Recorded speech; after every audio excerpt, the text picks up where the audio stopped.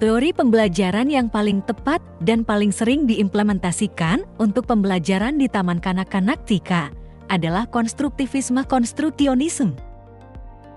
Teori ini sangat sesuai karena usia anak TK sekitar 4-6 tahun berada pada tahap perkembangan kognitif yang menuntut pengalaman langsung, eksplorasi aktif, dan interaksi sosial untuk membangun pemahaman.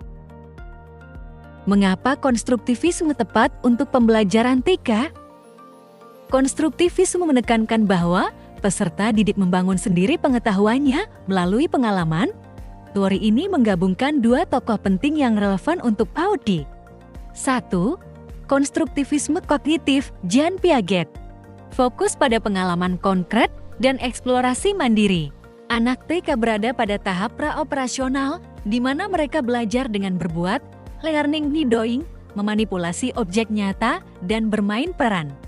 Implikasi di TK, aktivitas seperti menyusun balok, bermain pasir air, dan mencoba puzzle, di mana anak-anak secara fisik menguji hipotesis mereka tentang dunia.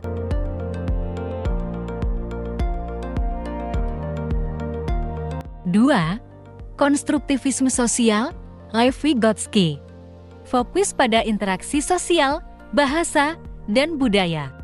Konsep zona perkembangan proksimal, ZPD, dan scaffolding sangat relevan, di mana anak dapat menyelesaikan tugas yang sedikit sulit dengan bantuan guru atau teman sebaya yang lebih mampu. Implikasi di TK, diskusi kelompok, bermain peran kooperatif, dan cerita storytelling di mana bahasa digunakan sebagai alat untuk merefleksikan dan menginternalisasi konsep.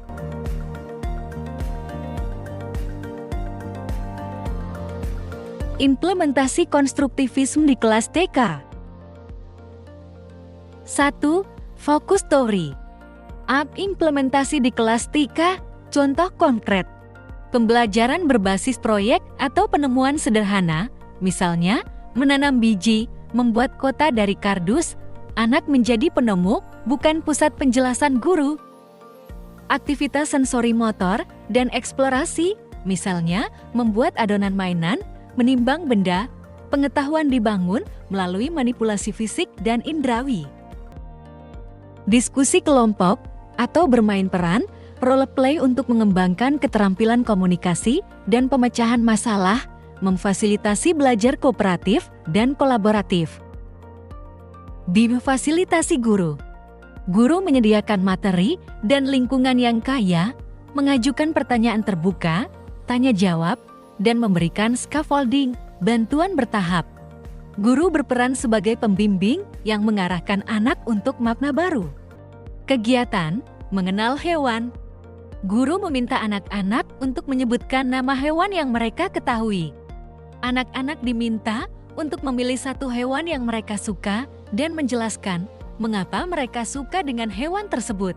Guru kemudian meminta anak-anak untuk membuat gambar atau model hewan yang mereka pilih menggunakan bahan-bahan yang tersedia, misalnya kertas, krayon, plastisin, dan lali.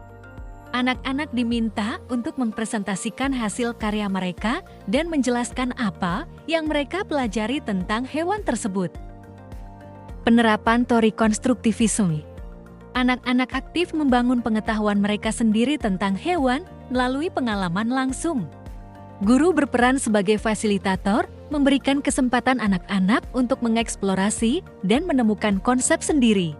Anak-anak belajar melalui interaksi dengan lingkungan dan bahan-bahan, bukan hanya melalui instruksi guru.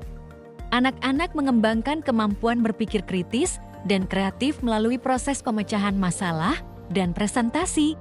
Contoh pertanyaan yang dapat diajukan guru. Apa yang kamu ketahui tentang hewan ini? Bagaimana hewan ini bergerak? Apa yang hewan ini makan? Bagaimana kita dapat membantu hewan ini? Tujuan pembelajaran. Anak-anak dapat mengenal dan memahami karakteristik hewan. Anak-anak dapat mengembangkan kemampuan berpikir kritis dan kreatif.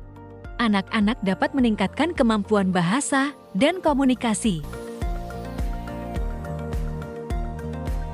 Dengan demikian, anak-anak dapat membangun pengetahuan mereka sendiri tentang hewan dan mengembangkan kemampuan berpikir kritis dan kreatif.